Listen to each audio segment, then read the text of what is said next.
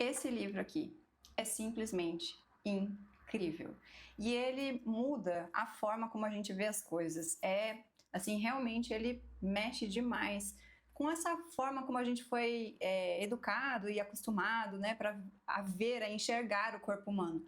Talvez, se você tiver a minha idade, você não tenha tido acesso, assim como eu, a essa série de informações que estão aqui e que hoje em dia a ciência vem traduzindo, né, trazendo para a gente mais e mais informações de como o nosso corpo e como a vida ao nosso redor, ela está toda interconectada. Então, sem fazer mais mistérios, eu vou revelar o nome desse livro. Esse livro se chama 10% Humano. Sério, se você gosta desse tipo de literatura sobre saúde, sobre o planeta, sobre a natureza, sobre o universo, sobre, enfim, esses assuntos ligados à biologia também, né? Esse livro aqui é fenomenal, mas no final eu vou falar e vou amarrar um pouquinho com essa ideia, né? Desse universo vasto que tem leis e mistérios que a gente está descobrindo com a ciência, mas que muita gente já falava sobre isso lá atrás. Bom, vamos falar então, vamos começar pelo 10% humano. Esse livro da Alana Colen, ela começa explicando pra gente que a gente acha que esse corpo aqui, esse corpo seu aí, ele é puramente humano. E ela diz que, na verdade, nós somos só 10% humano, que 90% do nosso organismo é composto por outros 90% de micro-organismos vivos. E o que é uma loucura, a gente sabe, né, que a gente até fala assim, eu vou consumir alimentos de fermentação, né, fermentados, enfim, que vão ajudar na microbiota, né, a gente até fala, né, flora intestinal, tomar Yakult, essas coisas assim, porque a gente sabe que de fato existem bactérias boas ali que nos ajudam com essa questão do sistema digestivo. Mas isso aqui ultrapassa em muito essa ideia, porque ela está dizendo, olha, na real mesmo, se a gente for olhar toda a composição do nosso corpo, a maior parte é micro-organismo e não células, não são as células humanas, né? E se você colocar aí, né, não vou falar dar um Google mais, porque estou descobrindo também que tem outras formas da gente fazer busca e pesquisa na internet além do Google, mas você pode colocar aí num site de busca e pesquisar quantos micro-organismos qual a quantidade de micro-organismos médio aí no corpo humano. E você vai, garanto, se surpreender. Bom, esse livro aqui, ela explica que com os anos a gente acabou criando meio que uma cultura também assim de combate também a esses micro-organismos, né? Porque, óbvio, existem, por exemplo, bactérias que são nocivas, né? Que causam doenças, enfim, que não tem uma relação boa com o nosso corpo. Então, a gente às vezes também tem essa coisa do Yakult, mas muito mais essa noção de que a gente tem que se livrar a todo custo, né? Ter um ambiente totalmente estéril dessas bactérias, e isso não necessariamente é bom, né? Então, ela explora vários temas, né? Ela fala, por exemplo, do parto, quanto que o parto natural é importante para a saúde de uma criança, porque quando essa criança vem do parto natural, né, do parto normal, que a gente diz, ela vai ter contato com as bactérias que estão na vagina, e sim, essas bactérias vão parar onde? No sistema digestivo dessa criança, e essas bactérias, você pode falar, ui, que nojo, mas essa é a lógica da vida, né? Essa é a vida que a gente tem, assim que ela funciona. E aí ela diz que essas bactérias, elas vão ser importantes para o desenvolvimento do sistema, né, digestivo e, enfim, da saúde dessa criança. Então, e que a gente passou, né, a produzir muitas formas artificiais de lidar com a vida. Aí ela fala também dos antibióticos, né, como que os antibióticos foram importantes. Então, ela mostra uma mudança assim radical no perfil das doenças que existiam antes da descoberta, né, do antibiótico. Então a gente tinha os índices de morte, né? Eles eram muito maiores para as questões de saúde que hoje nós consideramos tratáveis Esses eram as maiores causas de morte que existiam, e hoje isso não acontece mais, tanto por causa dos antibióticos, também como por conta das vacinas, né? Só que aí ela traz um outro elemento, ela diz, ok, a gente virou essa chave, mas também nós vivemos hoje num momento onde nós temos muitas outras doenças que também não existiam, né? Que estão relacionadas à questão do sistema imunológico, porque ela vai mostrando que essas bactérias, né, ou bactérias ou outros micro-organismos que existem dentro do nosso organismo, eles, na verdade, atuam num sistema de cooperação. Então, o funcionamento do nosso sistema imunológico, o funcionamento do sistema digestivo, né, a tal da flora intestinal, né, e uma série de outras coisas, elas são proporcionadas porque existe uma cooperação entre os nossos órgãos, as nossas células e esses outros micro-organismos. Inclusive, ela aponta, por exemplo, situações de estudos que têm demonstrado que pessoas com tendência, né, à obesidade, elas têm uma determinada configuração ali nessa diversidade dos micro-organismos. Porque ela fala muito disso, né? Dessa necessidade de uma diversificação de tipos de micro-organismos dentro do nosso corpo. E aí eu não vou lembrar o nome aqui, não anotei e tal, mas assim, ela fala, quando vou usar X e Y, né? Então, as pessoas têm que ter X e Y, mas existem pessoas que têm poucos micro-organismos X. E essas pessoas têm mais tendência à obesidade, têm mais dificuldade a emagrecer.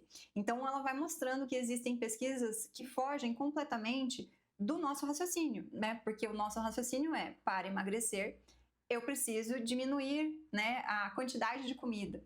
E não necessariamente, né? Esse é o problema central.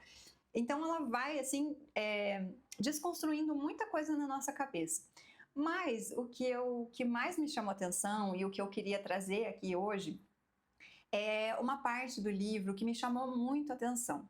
Porque existe no misticismo, né, dentro do hermetismo, uma lei que diz assim, que é a lei da correspondência, e que diz assim, que tudo que está acima está abaixo, né? E que é uma lei que nos remete exatamente isso, né? Essa ideia de que todos nós estamos interconectados, que também já é uma lei que lá em Darwin, não era isso? Que ele falava da questão da diversidade, da cadeia, como é que é o nome? Cadeia alimentar, né? Na cadeia alimentar que tem né, que tem o predador, que tem o que é o herbívoro, enfim, mas que existe uma certa sinfonia, né? Existe uma certa cadência na natureza em que, por exemplo, o predador vem em quantidade menor do que os animais herbívoros, né? Então ele existe em quantidade menor exatamente porque tem que ter essa cadência, essa dança da natureza para que um não extingua o outro, né? Então a gente já tinha pela ciência um pouco essa noção da interdependência, da interconectividade, da diversidade, mas lá atrás, né, muito tempo atrás, os místicos no hermetismo, eles trouxeram essa lei universal, que é a lei da correspondência. E a lei da correspondência diz isso, né? Uma delas diz isso, o que há acima, há embaixo. Então, o que há no macrocosmo, há também no microcosmo, ou o que há no microcosmo, existe também no macrocosmos. E aí, eu lendo esse livro aqui, em um determinado momento, ela explica que, assim como na natureza, o nosso corpo, internamente, ele possui como se fossem diversos biomas.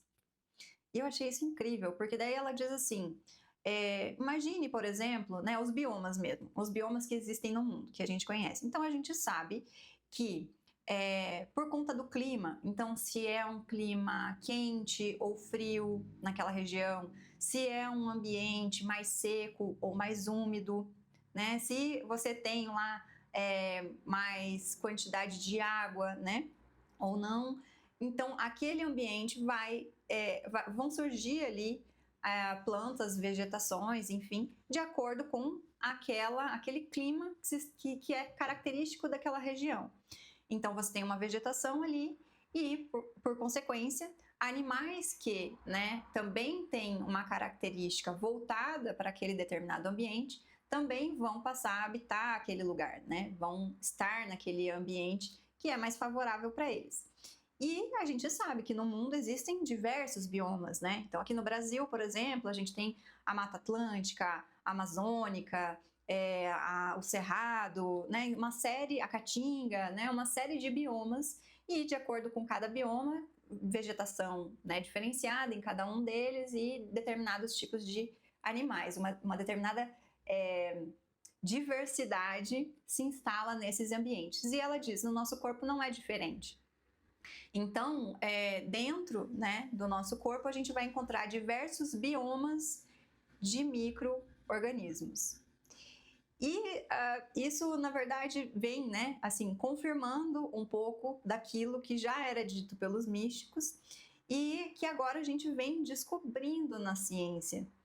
E daí eu me lembrei, por exemplo, né, eu tive uma experiência uma vez que eu andei de balão, e quando eu andei de balão, à medida que o balão ia subindo, foi muito difícil, gente. Não foi fácil esse passeio de balão, não.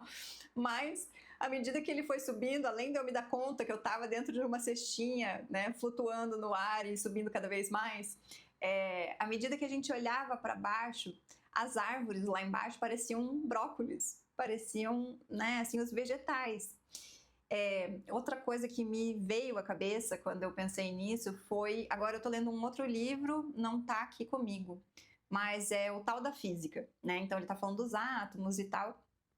E aí, mais uma vez, né, eu estava lendo o livro e fiquei pensando, né, nessa estrutura dos átomos, porque o átomo, então, ele tem o núcleo e lá os elétrons e, enfim, outras coisas, né?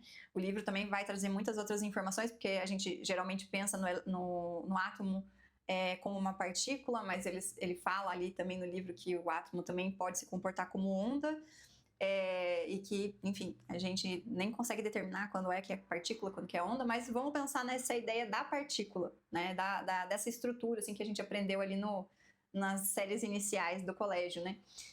Então tem essa estrutura ali, o núcleo, elétron e outras estruturas que eles vêm descobrindo, mas girando em torno desse núcleo, que né, que funciona dessa forma, e aí a gente olha para esse microcosmos, que é, tipo assim, muito pequeno, e a gente olha para o universo, e olha, por exemplo, para a nossa galáxia, ou aqui, né, a gente olha aqui para o sistema solar, que é o Sol e, ao entorno do Sol, os planetas girando em torno dele, né? Então, é um pouco isso, assim, né? Esse vídeo é só para contar isso para vocês. E claro que tem muitas outras correspondências, né? A lei da correspondência, mas que acho que a gente vem descobrindo cada vez mais isso. E que bom, né? Que a gente vai descobrindo, vai percebendo que, na verdade, a gente não sabe muita coisa. Tem um mundo de coisa para descobrir. Então é isso, gente. Obrigada e valeu pela companhia. Dividir aqui as minhas loucurinhas. Namastê.